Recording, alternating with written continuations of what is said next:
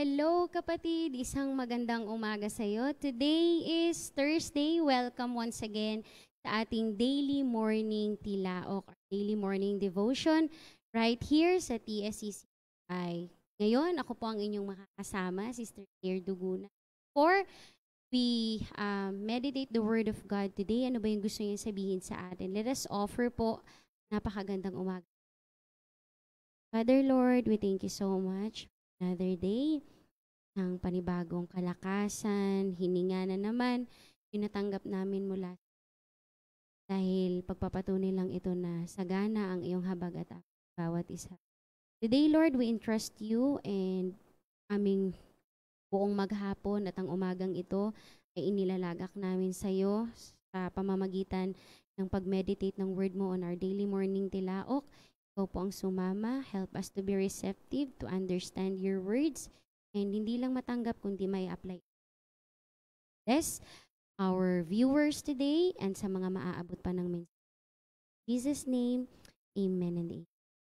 Ang ating focus verse po for today is coming from 1 Timothy 5 verse 17. In King James Version, ito pong pagkakasabi, let the elders that rule well be counted worthy of double honor, especially they who labor in the word and doctrine. Hindi na po tayo lalayo, kaya ang title po ng devotion for today is Worthy of Double Honor. So I want to start up our morning by giving greetings po. I want to greet all pastors out there. Talagang masugid na nagtatsaga po sa aming lahat sa mga and also sa kanilang mga masisipag at mga talagang ever supporter, ever supportive na mga misis ang kanilang mga pastors' wives. So, I want to take this opportunity po na thank you very much to our beloved tatay, at the same time mentor, Pastor Vic Dimaan, to our ever courageous, bold mother, nakapartner po ng aming pastor all throughout his journey sa ministry, Mami Lita Dimaano, thank you so much. Sabi nga nila, behind a man's success is a woman. So, maraming salamat po sa buhay nyo, sa buhay po ng lahat ng mga pastors, pastors' wives, mga ministers po ng ating Panginoong Diyos. And alam niyo po, since we are recognizing this is a tribute, this week is a tribute for our pastor. Celebrate Pastors Month this October. Tandaan po natin that pastor, they are the one that directly affect the church. Hindi po ibig sabihin nun that they boss, boss sila. Hindi din ibig sabihin that they just sat down around and do nothing.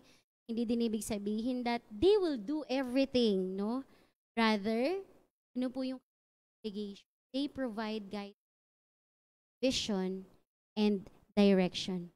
Sometimes it means delegating the kingdom task sa lahat ng kanyang nasasakop. Can also include, ito yung number 1, mobilizing the people in the church to work together hand in hand in unity to accomplish a common mission. Man po natin yung Great Commission, na yun yung buhay talaga, which is evangelism. So, sinasabi po ni Paul sa ating verse ngayon that the elders, our pastors, serve well, are worthy of a double honor. Hindi lang sinabing worthy of honor, worthy of respect, but double honor po.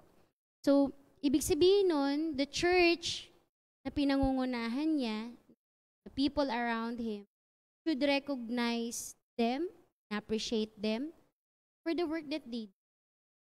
Some pastors work very hard talaga sa churches, pero they are treated very poorly. Itong mga men na to, they are busy themselves at God's work. Minsan bumibisita sa mga offer ng healing, organize pa nga minsan ng activities Higit sa lahat, nagpe-prepare ng message weekly, minsan nga twice a week pa. And teaching, hindi lang sa teaching, preaching, and so much more. So, alam niyo po, ito sa pagkakaunawa ko lang as I study din po ito natin ngayon, Kadalasan, hindi lang siya preacher and teacher ng word ng Lord sa atin. Minsan, naaalala lang natin puntahan o i-chat pag magpapa-counsel tayo o magpapa-pray tayo kasi may mga mabigat na decisions tayong gagawin.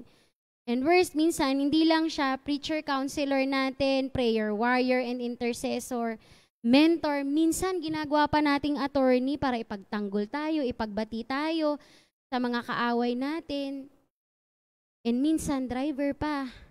Kapatid, for all those things na nabanggit ko, kalabisan ba na alalahanin mo naman siya at bigyan ng kakaibang appreciation and acknowledgement today? Come on. Sabi nga nila, baka naman kapatid, baka naman. No? So, sinasabi ni Paul sa atin ngayon, let's demonstrate double honor to our pastors.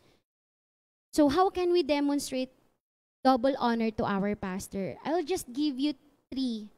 Actually, ang daming paraan to manifest our gratitude, our honor, double honor sa ating pastor. But I just list down 3. Number 1, pay attention to his sermon. Sabi nga kanina, main obligation nila is to feed us. Mag-prepare ng message. Hindi po biro mag-prepare ng message, yung ganito nga lang kaiksing devotion. Ilang oras yung pagpapagal. Kasi hindi biro yung pakakainin mga creation ng Lord na hinugasan ng dugo. It is their duty to feed us spiritually para di ka mangayayat, hindi ka mawala sa wisyo. Tapos tutulugan mo lang. Every Sunday. Masaklap minsan nagsiselfone ka lang sa time ng sermon niya. Alam niyo po, it only speaks you disrespect them, their presence and their duty, their ministry. You're taking for granted the effort they're doing for your soul. Isa pa pong masasabi ko na manifestation ng respect mo sa pastor mo is nakikita niya. Kahit gradual, pero kahit konti, pero may gradual transformation sa life mo. Kasi ina-apply mo unti-unti yung mga ini-impart niyang mensahe sa buhay mo from the Lord. Yung pinagpupuyatan niya na messages, nakikita niya na nagtatranspire sa buhay mo. Nagkakaroon ng manifestation sa buhay mo kasi sinusunod. Pangalawa, support their ministry. Maraming bagay we can support our pastor. Yung kanina nga lang to pay attention One of our moral support. No? Pero alam niyo, hindi lang yun Support them spiritually through prayer. Kailangan din nila nagpipray. Sila, grabe na nga yung natatanggap natin na prayer from them Tuwing umaga, madaling araw, talagang lumuluhod na yan para sa'yo. Hindi lang tuwing umaga, paano kung may problema ka pa? Paano kung alam niyang may issue ka pa? Grabing sub-sub sa prayer and fasting yung ginagawa. And hindi lang po yun. Support them financially. Alam niyo po, Paul shares a principle from the Old Testament na nagsasabi sa atin that even oxen deserve some return for their labor. Farmers were commanded to allow their oxen to eat from the very grain they were plowing. How much more yung pastor natin? Na hindi lang pang physical yung bigay na kalakasan sa spiritual. It speaks about eternity. Yung ini-impart sa buhay ng bawat. Hindi ba sila nararapat na bigyan? Yung effort na binigay nila? Di ba sila karapat dapat tumanggap this financial assistance? Tandaan nyo, kumakain na, nagdadamit na, diba? Why not give? Yung honorarium nga, na dapat sinasabi, let's have that initiative na gawin. Yun sa tithes and let us be faithful, hindi dahil sa kanila mo lang ginagawa, but because yun yung sabi ng kautusan ng Panginoon, to honor them. And pangatlo, ito po yung mas matinding gusto ko. Be loyal at all. Loyal at all. Bibilang ka sa isang church, meron kang isang pastor, you honor your pastor. Saan ka? Alam nyo, walang ibang dapat kasangga ang isang pastor kundi mismong nasasakupan niya. Yung mga leaders nga, yun yung dapat number 1 supporter at kakampi niya. In good times and in bad times, dapat walang iwanan, kapatid. Sabihin mo dyan sa katabi mo, kung may katabi ka, walang iwanan sa pastor natin. Walang iwanan. Baka naman konting napagsabihan ka lang. It is their duty na mag-rebuke, to correct, to guide. Pero baka naman mapagsabihan ka lang dahil kailangan mong ituwid para mailagay ka sa tama.